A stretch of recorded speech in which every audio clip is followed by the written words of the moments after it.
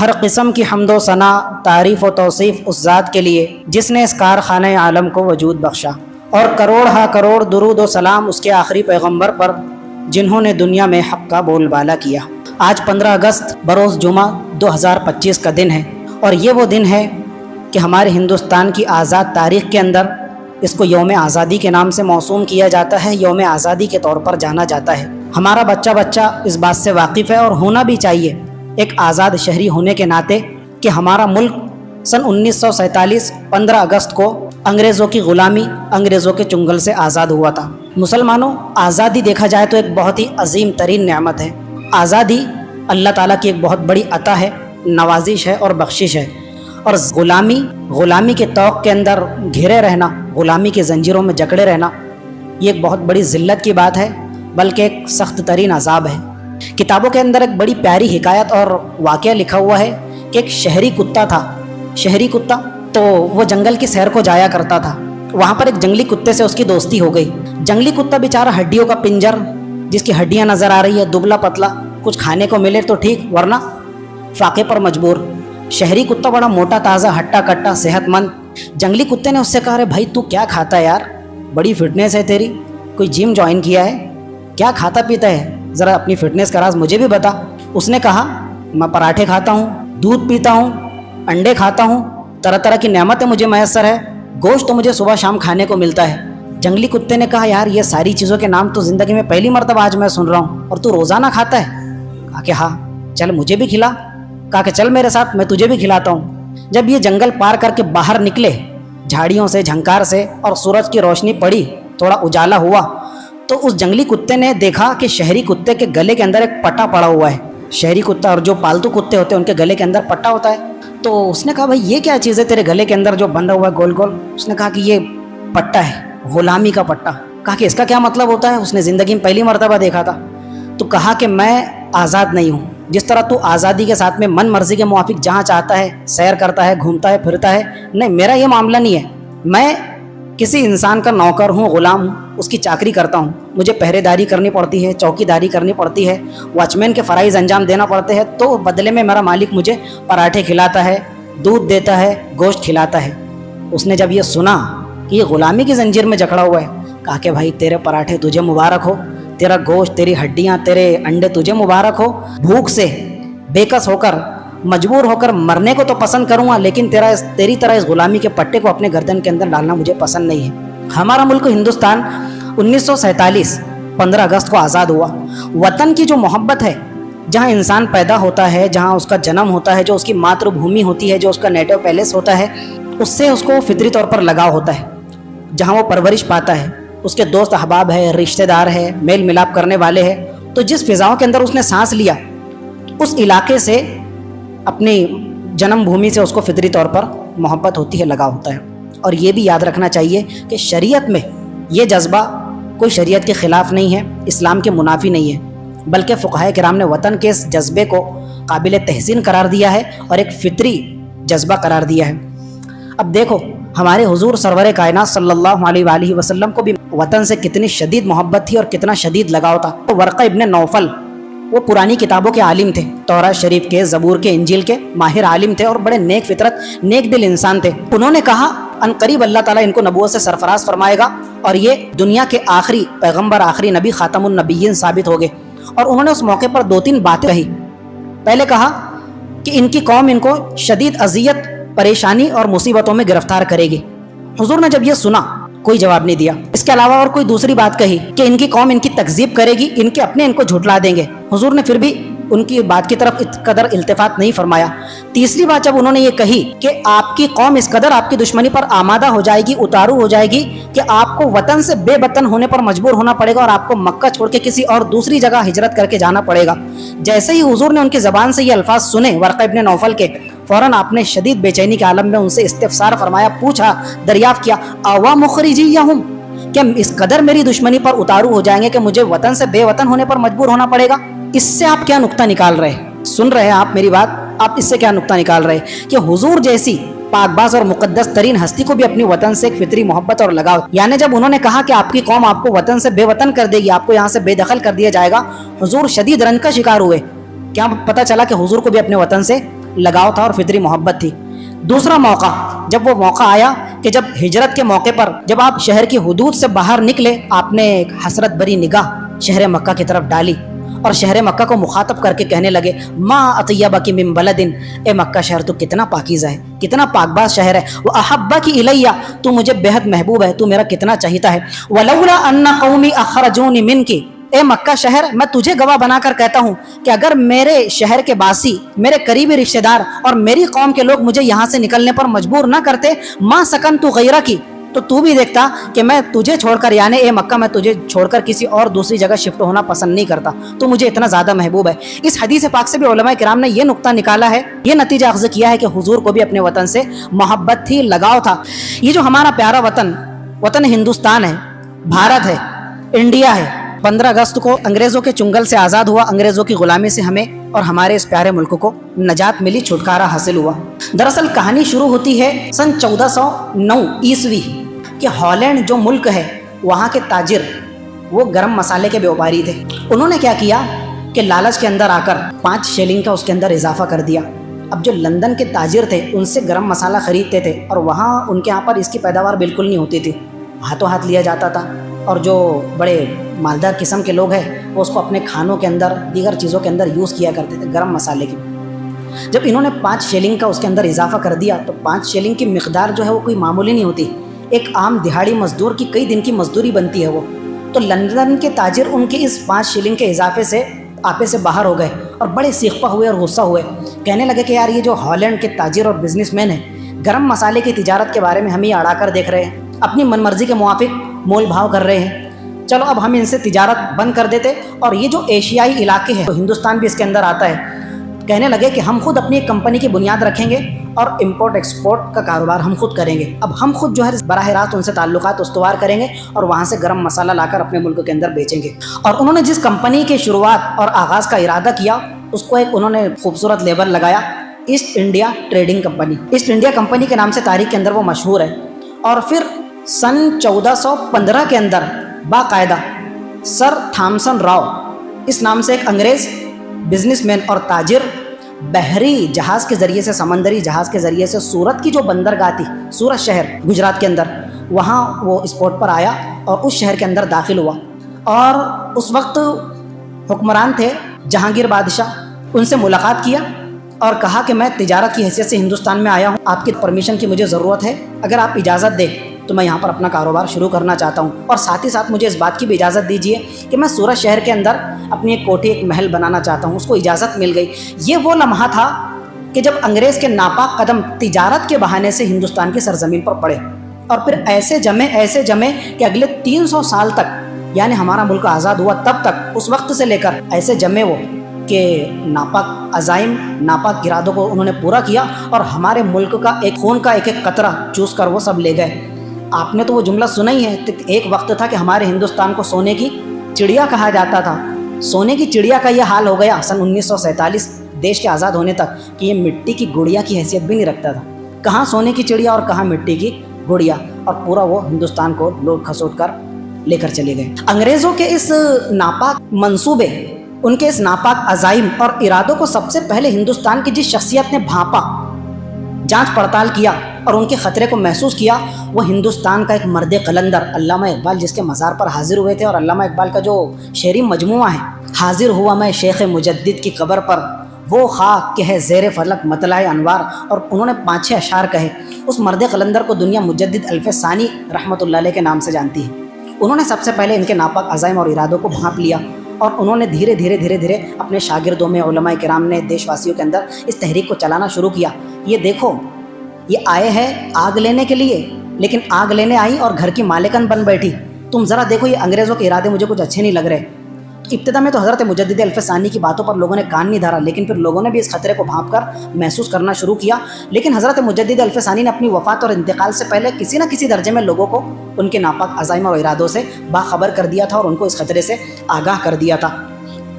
फिर बाकायदा अंग्रेज़ों से मुनज़्ज़म तरीके से जो पहली जंग का आगाज़ होता है, वो 1754 के अंदर नवाब सिराजुद्दौला जो बंगाल के हुक्मरान थे, ये तो बाद में हुक्मरान बने, नवाब सिराजुद्दौला के जो नाना थे अली वर्दी खान, جن کا نام علی محمد مرزا تھا اور علی وردی خان کے نام سے یہ مشہور تھے. تو علی وردی خان نے سب سے پہلے منظم طریقے سے پورے منصوبہ بندی کے ساتھ میں ترتیب کے ساتھ میں فوج کو ترتیب دے کر مسلح طریقے سے انگریزوں سے جہاد کیا. اور اس وقت یہ جو ہمارا موجودہ کلکتہ کا ایریا ہے بنگال کے اندر، آج بھی کیپٹل ہے اور اس وقت بھی ماشاءاللہ وہ دارالسلطنت اور پایۂ تخت کی حیثیت سے جانی جاتی تھی. کلکتہ تو کلکتہ ہے، کولکاتہ. تو وہاں پر انگریزوں کے 2 بڑے مراکز تھے، ان کا اڈا تھا. ایک تو ڈائمنڈ ہاربر کے نام سے تھا اور ایک فورٹ ولیم قلعہ تھا. یہ تو یہاں پر ان کی فوجی چھاونیاں ہوا کرتی تھی اور ان کی تجارتی سامان کی آمد و رفت یہاں سے ہوا کرتی تھی. اور یہ جو ڈائمنڈ ہاربر ہے تو وہاں سے چند کلومیٹر کے فاصلے پر ایک دریا پڑتا تھا. دریا کے کنارے پر یہ ڈائمنڈ ہاربر نام کا ایک ان کا اڈا تھا. تو علی وردی خان جو نواب سراج الدولہ کے نانا تھے، انہوں نے انگریزوں پر زبردست حملہ کیا اور اس حملے کے اندر انہوں نے انگریزوں کو شکست فاش دی اور دھول چاٹنے پر مجبور کر دیا. اور وہ ڈائمنڈ ہاربر چھوڑ کر فورٹ ولیم قلعے کے اندر پناہ لینے پر مجبور ہو گئے. یعنی ان کا ایک مرکز اور ایک اڈا ان سے ختم ہو گیا. اس کے چند سال کے بعد میں یہ سلسلہ چلا اور خدا کا کرنا کہ علی وردی خان جو نواب سراج الدولہ کے نانا تھے، ان کا انتقال ہو گیا. نانا کے انتقال کے بعد حکمرانی کا صحرا، وزارت کا صحرا نواب سراج الدولہ کے سر سجا اور نواب سراج الدولہ اپنے نانا کی کرسی پر براجمان ہوئے. نواب سراج الدولہ 23 جون 1757 70 یا 170 کلومیٹر کے فاصلے پر ایک مقام ہے پلاسی کر کے. وہ پلاسی کے میدان کے اندر انگریزوں کے ساتھ میں زبردست مدبھیڑ ہوئی، جنگ ہوئی. کس کی؟ اب یہ نواب سراج الدولہ کی بات ہو رہی. علی وردی خان کا تو انتقال ہو گیا، وہ دنیا سے رخصت ہو گئے. انہوں نے بھی دیکھا کہ دھیرے دھیرے انگریز اپنے پاؤں پسار رہے ہیں اور ایک ایک شہر پر قبضہ کرتے کرتے کرتے تو ہمارے پورے ملک کو ہتھیانا چاہتے ہیں. انہوں نے اپنا جو فوج کا خاص سپہ سالار تھا، جو تاریخ میں بڑے غدار کے نام سے مشہور ہے اور غداری کا استعارہ اور سلوگن بن چکا ہے، دنیا جس غدار کو میر جعفر کے نام سے جانتی ہے، وہ میر جعفر ان کی فوج کا کمانڈر تھا، سپہ سالار تھا. اس سے انہوں نے عہد لیا باقاعدہ، اس لیے کہ اس کی غداری کی خوب ان کو کسی نہ کسی درجے میں محسوس ہو گئی تھی علی وردی خان کے نواسے نواب سراج الدولہ کو. تو قرآن مجید پر ہاتھ رکھ کر اس سے عہد لیا کہ اب یہ جو پلاسی کے میدان میں جنگ ہونے جا رہی ہے بھائی، کوئی ایسی ویسی حرکت مت کرنا. تو اس نے حلف لیا، باقاعدہ معاہدہ کیا، عہد لیا کہ میں آپ کے پورے بھرم اور اعتماد کو قائم رکھوں گا اور میری طرف سے کوئی ایسی حرکت سرزد نہیں ہوگی کہ جو ہماری مسلمان فوج کے جذبات کو ٹھیس پہنچنے کا سبب بنے اور کسی طرح کے نقصان کا سبب بن سکے. لیکن پھر یہ ہوا کہ جب پلاسی کے میدان میں دونوں طرف فوجیں آمنے سامنے ہوئی تو اب اس میں دونوں روایتیں ملتی ہے کہ جب انگریز فوج کی طرف سے گولہ باری ہوئی تو نواب سراج الدولہ کی فوج کے قدم اکھڑ گئے اور وہ پسپا ہونے پر مجبور ہو گئے.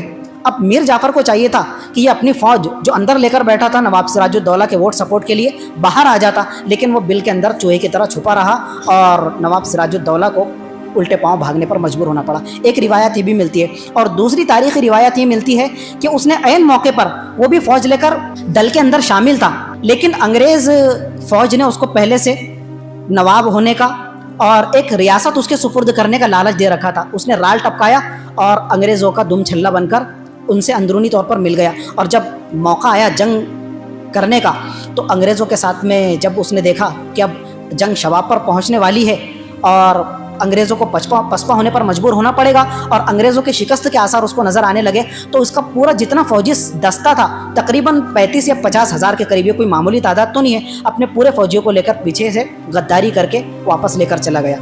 سمجھ رہے ہیں؟ یہ میر جعفر کا کارنامہ ہے، میر جعفر کا روشن کارنامہ بولو یا سیاہ کارنامہ، کیا بولیں گے اس کو.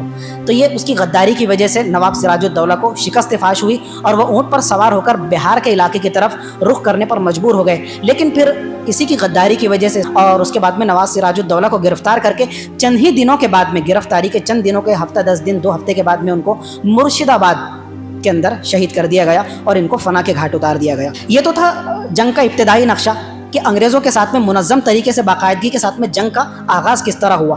نواب سراج الدولہ کے نانا علی وردی خان نے اس کا آغاز کیا اور اس کے بعد میں اس کو پایۂ تکمیل تک پہنچانے کا ارادہ رکھتے تھے نواب سراج الدولہ، لیکن اپنوں کی غداری اور بے وفائی کی وجہ سے ان کو درجہ شہادت سے سرفراز ہونا پڑا. آزادی کا ذکر ہو، ہندوستان کی آزادی کی تاریخ کا تذکرہ چھڑے اور مرد قلندر، شیر ببر، شیر دل ماں کا شیر دل بیٹا ٹیپو سلطان شہید رحمۃ اللہ علیہ کا نام نہ ذکر کیا جائے تو ہم سے زیادہ ناہنجار نا انصاف کوئی نہیں. ادھر دکن کی ریاست کے اندر، دکن کا جو ایریا ہے، میسور، سرنگا پٹنم، بنگلور، کرناٹک والا ایریا علاقہ دکن کہلاتا ہے. تو ابھی ٹیپو سلطان شہید رحمۃ اللہ علیہ عہد شباب میں تھے. जवानी की दहलीज पर कदम रखे थे और वालिद मोहतरम हैदर अली उस वक्त वहाँ के फरमा रवा थे। आपको याद रखना चाहिए कि टीपू सुल्तान शहीद रहमतुल्लाह अलैह ने जब अंग्रेजों के खतरे को भांपा और महसूस किया, उससे पहले हैदर अली जो हजरत टीपू सुल्तान शहीद के वालिद मोहतरम थे, अंग्रेज के साथ बाकायदा एक जंग लड़ चुके थे और इतनी ज़बरदस्त तरीके से कि उस पहली जंग के अंदर दक्कन के इलाके के अंदर उन्होंने अंग्रेज को धूल चाटने पर मजबूर कर दिया था। ये एक जंग हुई, अंग्रेज़ों को शिकस्त फाश हुई और उसके बाद में वालिद मोहतरम हैदर अली का जब इंतकाल हो गया तो वालिद साहब की कुर्सी पर विराजमान होने का शरफ बख्शा अल्लाह ताला ने मर्द मुजाहिद हजरत टीपू सुल्तान शहीद रहमतुल्लाह अलैह को। अब ये बात हो रही है सन 1783 की। 1783 में बाकायदा टीपू सुल्तान शहीद रहमतुल्लाह अलैह, तो 1783 के अंदर टीपू सुल्तान शहीद रहमतुल्लाह अलैह ने अंग्रेजों से मैसूर के अंदर जंग लड़ी और ये जो मैसूर की तारीख की दूसरी जंग थी और टीपू सुल्तान शहीद की जिंदगी की पहली जंग थी, इसलिए कि एक जंग ऑलरेडी उनके वालिद अंग्रेजों के खिलाफ लड़ चुके थे। ये दूसरी जंग के अंदर भी अंग्रेजों को पसपा होने पर मजबूर होना पड़ा और हजरत टीपू सुल्तान ने उनको धूल चटा दी। एक के बाद एक कंटिन्यू 2 जंगों के अंदर जब अंग्रेजों को शिकस्त फाश का सामना करना पड़ा, अंदर से क्या हो गए, तिलमिला उठे और बौखला गए। अब अंग्रेज बेचैन थे अपनी शिकस्त का इंतकाम लेने के लिए और अंदर ही अंदर उनका खून खवल रहा था। तो बाकायदा उन्होंने मुनज़्ज़म तरीके से प्लानिंग के साथ में और मनसूबाबंदी के साथ में 1799 के अंदर अंग्रेजों ने हजरत टीपू सुल्तान शहीद रहमतुल्लाह अलैह के इलाके और आपकी फौज पर हमला किया। तो बड़ी भारी और ज़बरदस्त किस्म की फौज हजरत टीपू सुल्तान शहीद के पास थी, लेकिन यहाँ पर भी अपनों की बेवफाई की वजह से हजरत टीपू सुल्तान शहीद रहमतुल्लाह अलैह को पसपा होना पड़ा और एक मुआहिदा करना पड़ा। और ये एग्रीमेंट इतना भारी पड़ गया, मुआहिदे के अंदर 3 करोड़ रुपये, उस वक्त के 3 करोड़ रुपये, आधा इलाका, निस्फ इलाका जहाँ पर हजरत की हुकूमत थी वो आधा इलाका, 3 करोड़ रुपए और अपने 2 शहजादे यरगमाल बनाकर, गुलाम बनाकर उनके सुपुर्द करना पड़ा अंग्रेजों के। ये अपनों की बेवफाई, अपनों की गद्दारी की वजह से, इसलिए कि वो भी जो है साजिशों का अड्डा बन चुका था हजरत टीपू सुल्तान शहीद रहमतुल्लाह अलैह का दरबार। फिर 1799 के अंदर सुरंगापट्टनम में हजरत टीपू सुल्तान शहीद की जो जिंदगी की आखिरी जंग थी वो उसको बाकायदा फिल्माया भी गया है, ऑन रिकॉर्ड यूट्यूब वगैरह पर भी वो मौजूद है। किसी और ने उसका किरदार निभाया। हजरत टीपू सुल्तान तो 1799 के अंदर दुनिया से चल बसे, तो 1799 के अंदर सुरंगापट्टनम के एरिया के अंदर आखिरी जंग में ये शेर बबर, ये मर्द कलंदर और ये मर्द मुजाहिद अंग्रेजों से जंग लड़ता हुआ, अपने मुल्क की हिफाजत करता हुआ, तहफ़्फ़ुज़ की दुहाई देता हुआ शहीद हो गया। अब आपको भी मालूम है वो पूरी दास्तान किसी ना किसी दर्जे में आपने सुने हैं और अंग्रेज़ों को वहाँ तक पहुँचना किस तरह उनके लिए आसान हो गया था। वरना अंग्रेज़ सिपह सालार जनरल हैरिस जब हजरत टीपू सुल्तान को शहीद किया गया, आपका लाशा पड़ा हुआ था, आपकी मैयत और डेड बॉडी पड़ी हुई थी और बड़े बड़े सुरमाओं की ताकत और हिम्मत नहीं हो रही थी, वो हिम्मत नहीं जुटा पा रहे थे इस बात की तस्दीक करने के लिए कि टीपू की सांसें उखड़ चुकी है या वो भी अल्हम्दुलिल्लाह बाहयात है। जब उसको पूरी तरह से इत्मीनान हो गया कि नहीं अब ये दुनिया से रुखसत हो गए, तब उसने उनके लाशे के पास खड़ा होकर कहा था, आज से हिंदुस्तान हमारा है, अब हमको हिंदुस्तान पर शिकंजा कसने से, हिंदुस्तान पर अपना इख्तिदार कायम करने से कोई ताकत नहीं रोक सकती। अल्लाह ताला की करोड़ हा करोड़ रहमतें हों हजरत टीपू सुल्तान शहीद रहमतुल्लाह अलैह की मज़ार अक़दस पर। और वो जो तारीख़ी नारा है फिर वो तारीख़ की किताबों में और हिस्ट्री राइटर ने बड़े सुनहरे अल्फाज में कोट किया है कि ये मर्द कलंदर न कभी दबा न कभी झुका, बल्कि बबांगे दोहल डंके की चोट पर अंग्रेज़ों की आंखों में आंखें डालकर उसने कहा था कि गीदड़ की 100 साल ज़िंदगी से शेर की 1 दिन की ज़िंदगी बेहतर है। मुझे ग़ुलामी की 100 साल ज़िंदगी पसंद नहीं है, लेकिन इज़्ज़त के साथ में, सुर्ख रूई के साथ में अगर मुझे दर्जा शहादत पर भी फाइज होना पड़ा तो मैं ज़िंदगी तुम्हारे हवाले करने तैयार हूँ, लेकिन ग़ुलामी का बदतरीन दर्जा मुझे कबूल करना गवारा नहीं है। तहरीक जिहाद चलती रही। अब आता है सन 1803 के अंदर शाह वलीउल्लाह मुहद्दिस दहलवी रहमतुल्लाह अलैह, ये वो मर्द कलंदर है, हिंदुस्तान की तारीख का वो सुनहरा नाम है। मैं और आप और हमारी क़यामत तक आने वाली नस्ल जो हिंदुस्तान, पाकिस्तान, बांग्लादेश की सरजमीन पर पैदा होने वाला सुबह क़यामत तक का बच्चा है, हज़रत शाह वलीउल्लाह रहमतुल्लाह अलैह के एहसान तले दबा हुआ है। उनके एहसान से हम कभी सुबुकदोश नहीं होते। जो अरब गए उस वक्त कुरान हदीस का कोई नाम नहीं था, बराए नाम कुरान हदीस का चर्चा था हिंदुस्तान के अंदर। बाकायदा गए और अल्लामा ताहिर मदनी रहमतुल्लाह अलैह के सामने इन्होंने ज़ानुए तलम्मुस तय किया, उनके सामने स्टूडेंट की हैसियत से गए और बाकायदा पर्टिकुलर तरीके से इल्म हदीस को यहाँ पर इन्होंने अखंड भारत के अंदर लागू किया, इल्म हदीस की रोशनी को फैलाया। उनके फर्जंद अर्जुमन थे हज़रत शाह अब्दुल अजीज़ मुहद्दिस दहलवी रहमतुल्लाह अलैह। हज़रत शाह अब्दुल अजीज़ मुहद्दिस दहलवी रहमतुल्लाह अलैह ने सन 1803 के अंदर बाकायदा हिंदुस्तान को उस वक्त की सिचुएशन और पोजीशन के हिसाब से दारुल हर्ब करार दिया कि अब हिंदुस्तान कोई आम मुल्क नहीं रहा, दारुल अमन नहीं रहा, बल्कि ये दारुल हर्ब और ये कुफरिस्तान बन चुका है और ये जंग का अड्डा बन चुका है। अब ये जो अंग्रेज़ हमारे मुल्क के अंदर काबिज हो चुके हैं और इख्तिदार को इन्होंने पूरी तरह से संभाल लिया है, मुसलमानों पर, मुसलमान के एक एक बच्चे पर लाजिम और ज़रूरी फ़र्ज़ और वाजिब के दर्जे में है कि वो इनके खिलाफ अलम बगावत बुलंद करे और जिहाद का झंडा उठाए। हज़रत शाह अब्दुल अजीज़ रहमतुल्लाह अलैह ने 1803 के अंदर फतवा जिहाद मुरत्तब किया और फतवा जिहाद जारी कर दिया। जिस तरह पिछले 4-5 महीने पहले हज़रत शेखुल इस्लाम मुफ्ती तकी उस्मानी साहब, मुफ्ती मुनीबुर रहमान जो बरेलवी मकतब फ़िक्र के मुफ्ती आज़म माने जाते, इसराइल के ख़िलाफ़ फतवा जिहाद जारी किया था, तो जो रोशन ख्याल और लिबरल्स किस्म के लोग हैं वो क्या हो गए थे, सीख पा हो गए थे। जिहाद का नाम तो ऐसा समझो कि उनकी चड्डी गीली कर देता है। तो हज़रत शाह अब्दुल अजीज़ मुहद्दिस दहलवी रहमतुल्लाह अलैह ने अंग्रेज़ों के ख़िलाफ़ फतवा जिहाद जारी किया और हिंदुस्तान को दारुल हर्ब करार दिया। और इसी फतवे से इम्प्रेस और मुतासिर होकर सैयद अहमद शहीद रहमतुल्लाह अलैह, ये नाम आपको मिलेगा मौलाना अली मियां नदवी रहमतुल्लाह अलैह की किताबों के अंदर, बाकायदा इतनी ज़ख़ीम किताब लिखी है इन मुजाहिदीन आज़ादी पर। तो सैयद अहमद शहीद और हज़रत शाह इस्माइल शहीद रहमतुल्लाह अलैह, ये दो मर्दान कलंदर, इन्होंने तहरीक जिहाद चलाई और अंग्रेज़ों से लड़ते लड़ते सन 1831 के अंदर बालाकोट की पहाड़ियों के अंदर जामे शहादत नोश कर लिया और इस दुनिया से रुखसत हो गए। लेकिन ये तहरीक जिहाद को जिंदा करके चले गए और ये तहरीक चलती रही। अब ये मामला पहुंचता है 1857। अब आप तो सुन चुके कि 1409 और 1415 के अंदर अंग्रेज़ों के नापाक कदम हिंदुस्तान के अंदर पड़ गए थे और उन्होंने नापाक कदमों के ज़रिए से अपना शिकंजा हिंदुस्तान पर कसने की प्लानिंग की शुरुआत कर ली थी। 1857 ये जंग आज़ादी का दूसरा मरहला कहलाता है। इसमें हज़रत मौलाना अहमदुल्लाह शाह मदरासी रहमतुल्लाह अलैह, शाह अब्दुल अजीज़ का नाम पता आपने सुना है या नहीं? आपको तो बताया जाता है शहीद भगत सिंह, जवाहरलाल नेहरू, नेताजी सुभाष चंद्र बोस और महात्मा गांधी आपकी नोट पर जो हमारी ज़िंदगी का सहारा बने हैं। 10 की नोट निकालो तो उस पर महात्मा गांधी, 50 की नोट निकालो तो उस पर महात्मा गांधी और 2000 की नोट पर भी निकालो तो बाल साफ किए हुए टकले महात्मा गांधी। हालांकि महात्मा का खिताब देने वाले भी हमारे उलमा किराम में से एक मर्द कलंदर थे, उनका नाम मेरे जहन में इस वक्त नहीं है। लेकिन ये जो एक लंबी लिस्ट आप सुनते चले आ रहे हैं, शाह अब्दुल अजीज़ है, मुजद्दिद अल्फ़सानी रहमतुल्लाह अलैह है और पूरे उलमा किराम, अभी आप सुनेंगे, अभी तो असली जंग का आगाज आगे हो रहा है। सैयद अहमद शहीद और हज़रत शाह इस्माइल शहीद भी बालाकोट की पहाड़ियों के अंदर अंग्रेज़ों के खिलाफ जिद्दोजहद करते और तहरीक जिहाद लड़ाते लड़ाते चलाते चलाते शहीद हो गए। 1857 का मरहला आता है। हज़रत मौलाना अहमदुल्लाह शाह मदरासी रहमतुल्लाह अलैह ने दोबारा फतवा जिहाद मुरत्तब किया और इसको तरतीब देकर हिंदुस्तान के चप्पे चप्पे तमाम उलमाए हिंदुस्तान से मिलकर इस फतवा जिहाद पर दस्तखत लिए कि हज़रत शाह अब्दुल अजीज़ रहमतुल्लाह अलैह ने फुला फुला सन के अंदर बाकायदा इसको दारुल हर्ब करार दिया और हमारे ऊपर जिहाद फ़र्ज हो चुका है और तहरीक जिहाद पड़ी थी। दोबारा जब फतवा जिहाद मुरत्तब हुआ तो हिंदुस्तान के चप्पे चप्पे का इन्होंने सफ़र किया और तमाम उलमाए हिंदुस्तान के इस पर दस्तखत लिए। आखिरकार अंग्रेज़ों की नज़रों का कांटा बनकर खटकने लगे और इसी जुर्म की पादाश के अंदर, ये तो बहुत बड़ा जुर्म था ना, जिहाद का फतवा जारी करना और दस्तखत लेना, इस जुर्म की पादाश के अंदर अंग्रेज़ों ने हज़रत शाह अहमदुल्लाह मदरासी रहमतुल्लाह अलैह को गिरफ्तार कर लिया। अब आगे बारी आती है बहुत शॉर्टली, इख्तिसार के साथ में और मुख्तसर अंदाज में आपके सामने दास्तान आज़ादी बयान करने की कोशिश कर रहा हूँ अपनी से। 1865 के अंदर हज़रत मौलाना फजल हक खैराबादी, मौलाना जाफ़र थानेसरी, मौलाना अब्दुल रहीम सादिकपुरी रहमतुल्लाह अलैह और उलमाए सादिकपुर के नाम से आपको बाकायदा इतनी ज़ख़ीम किताब मिलेंगी। ये तमाम उलमाए किराम की एक बड़ी जमात को उस वक्त अंग्रेज़ ने गिरफ्तार कर लिया इस जुर्म की पादाश के अंदर और जजीरा अंडमान निकोबार जो काला पानी के नाम से मशहूर है, काला पानी के अंदर उनको नज़रबंद कर दिया गया और जेल के काल कोठरियों में ज़िंदगी गुजारने पर मजबूर होना पड़ा।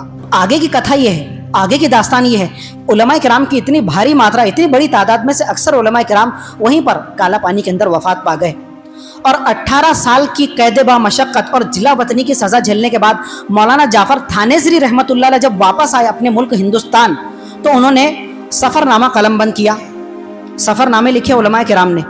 मौलाना जाफ़र थानेसरी ने जब वहाँ की रुदाद और वहाँ की अपनी ज़िंदगानी की जीवन कथा लिखी काला पानी के नाम से, आपको मिल जाएंगी किताब काला पानी के नाम से, तवारीख़ुल अजीब उसका नाम है और बाद में उसको काला पानी की तारीख का नाम दिया गया है उलमाए किराम ने। तो उन्होंने लिखा वहाँ की रुदात बयान करते हुए कि अंग्रेज़ ने हमको वहाँ पर इस तरीके से बंदी बनाया हुआ था और फतवा जिहाद की पादाश में इस कदर सख्त सज़ाओं से दो चार किया था, हमारे हाथों में हथकड़ियाँ, हमारे पाँव में बेड़ियाँ और जंजीरें, हमारी कमर पर लोहे की सलाखें। अंग्रेज़ ने हमारे लिए लोहे के कफ़स तैयार किए, कफ़स कहा जाता है पिंजरे को। पिंजरे किसके लिए तैयार किए जाते हैं? परिंदों के लिए। लेकिन यहाँ पर किसको कैद किया जा रहा है पिंजरों के अंदर?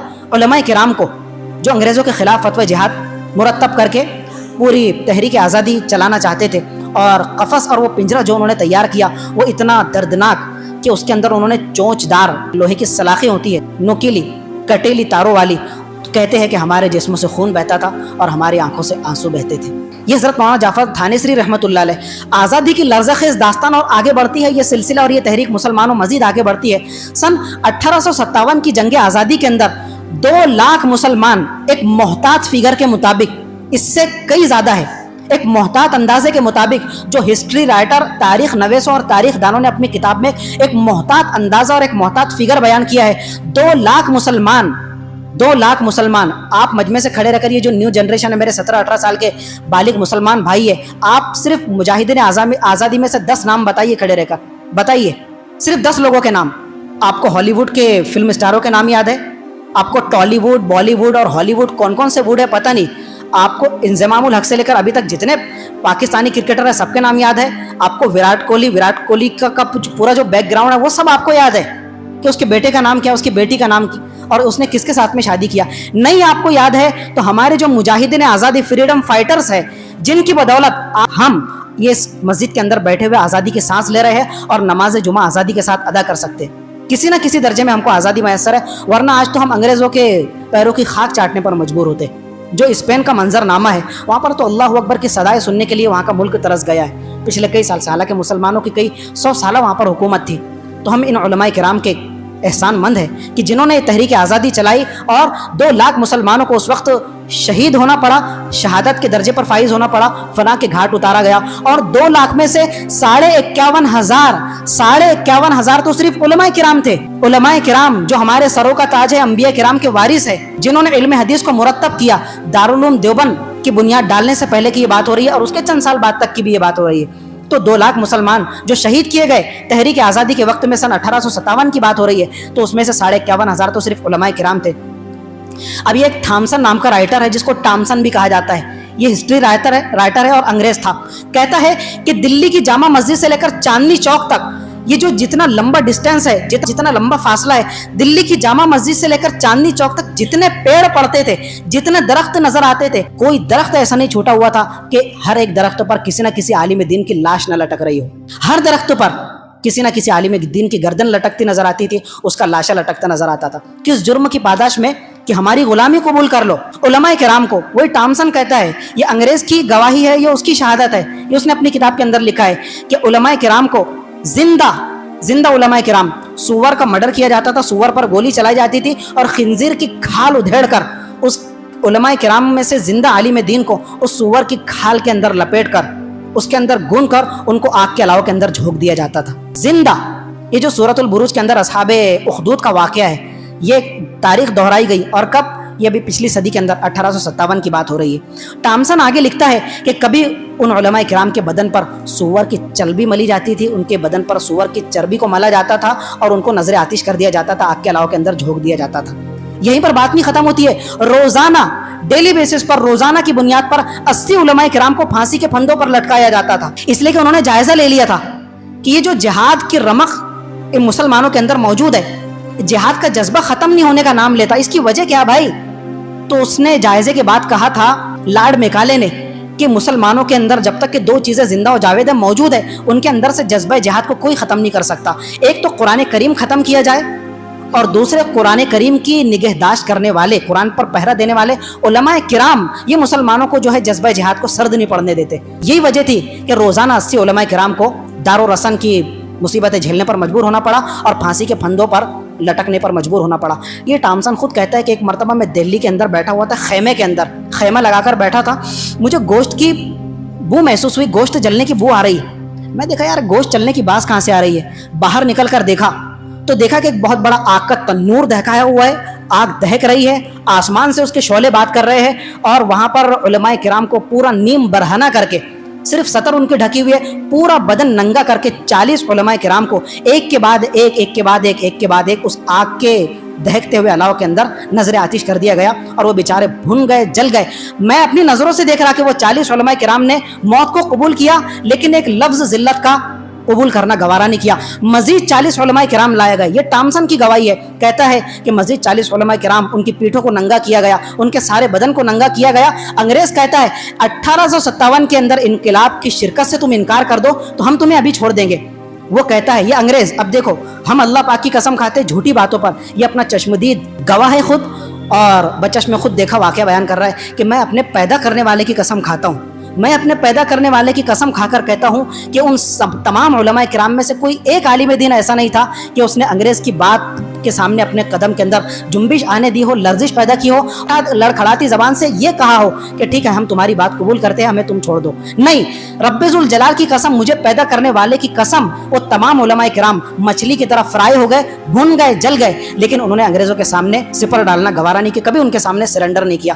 جنگ آزادی کا تذکرہ ہو، جنگ آزادی کی تاریخ بیان کی جائے اور ہمارے علماء دیوبند، اللہ تعالیٰ ان کی قبروں پر کروڑ کروڑ رحمت نازل فرمائے، علماء دیوبند کا تذکرہ نہ کیا جائے تاریخ کے اندر، اس سب سے بڑی ناانصافی یہی ہو سکتی ہے، اس سے بڑی ناانصافی کی بات کوئی نہیں ہو سکتی ہے۔ حضرت شیخ الہند رحمۃ اللہ علیہ، تحریک ریشمی رومال کا نام آپ میں سے کتنے لوگوں نے سنا ہے؟ تحریک ریشمی رومال، ریشمی رومال باقاعدہ اس طرح رومال تھا کہ اگر یہ میں اس پر لکھ رہا ہوں تو کوئی نہ کوئی آپ میں سے اس کو پڑھتا ہے، ورق پر لکھنا، تاؤ پر لکھنا، پیج پر لکھنا تو سب کے سمجھ میں آتا ہے۔ ایک خفیہ تحریک چلائی تھی انگریزوں کے خلاف، نوابوں سے، راجوں، مہاراجوں سے، اور ریشمی رومال ہوا کرتا تھا دستی ٹائپ کی، اور اس کے اندر کڑھائی کر کے، اس پر دھاگے سے سلائی کر کے یہ پیغام بھیجے جاتے تھے، ارسال کیے جاتے تھے۔ اس کو کہا جاتا ہے تحریک ریشمی رومال۔ کتنے لوگوں نے نام سنا ہے؟ انہی علماء کرام، ان کی لازوال قربانی کی بدولت اور ہم اور آپ اس وقت آزادی کی سانس لے رہے ہیں، لیکن ہم کو اپنے علماء کرام کی، اپنے پرکھوں کی، اپنے آبا و اجداد کی، اپنے پاکیزہ نفوس اسلاف کی قربانیوں کا کچھ بھی علم نہیں ہے۔ حضرت شیخ الہند رحمۃ اللہ علیہ جب 1903 کے اندر حضرت کی وفات ہوئی، اور حکیم اجمل خان، جتنے بھی ڈاکٹرز حضرات ہیں حکیم اجمل خان کی کتابوں سے بے نیاز نہیں ہو سکتے۔ حکیم اجمل خان ہندوستان کی تاریخ کے بہت بڑے حکیم کہلاتے، بڑی حکمت سے نوازا تھا اللہ تعالیٰ نے۔ حکیم اجمل خان حضرت شیخ الہند کے مریدین میں شامل تھا۔ جب ان کی کوٹھی سے حضرت شیخ الہند کا جنازہ اٹھا اور تخت پر غسل جنازہ کے لیے ان کو لٹایا گیا، تو ان کے شاگرد رشید تھے جو ہمارے حضرت مولانا ارشد مدنی اس وقت زندہ ہے، مولانا ارشد مدنی جمعیت علماء ہند کے صدر ہے، ان کے والد محترم مولانا سید حسین احمد مدنی رحمۃ اللہ علیہ کلکتہ سفر میں جائے ہوئے تھے۔ جب حضرت کے کانوں تک اس بات کی اطلاع پہنچی کہ میرے حضرت، میرے پیر و مرشد حضرت شیخ الہند کا انتقال ہو گیا اور رخصت ہو گئے، دوڑے بھاگے آئے، اور جب اس نے ان کو لٹایا غسل جنازہ کے لیے، جب کمر کھولی گئی تو دیکھا کہ حضرت شیخ الہند کی کمر مبارک پر سوائے ہڈیوں کے کوئی باقی نہیں ہے، پورا گوشت جل چکا ہے، پوری پیٹھ فرائی ہو چکی ہے۔ دھاڑے مار مار کر رونے لگے تمام حاضرین بھی۔ اور جب حضرت مدنی سے پوچھا گیا کہ حضرت یہ کیا ماجرا ہے، حضرت نے کہا کہ حضرت نے مجھے پردہ کرنے کا حکم دیا تھا، لیکن جب دنیا سے رخصت ہو گئے تو اس پردے سے کپڑا اٹھا کر تمہارے سامنے داستان بیان کرتا ہوں کہ انگریز مجھے بھی، جب ہم مالٹا کی جیل کے اندر کہتے ہیں، اسیران مالٹا کے نام سے آپ کو ایک مستقل کتاب ملے گی، اتنی ضخیم کتاب ہے، 250-300 صفحات کی، کبھی زندگی میں توفیق ہو تو اس کو پڑھ لیجئے گا، اسیران مالٹا۔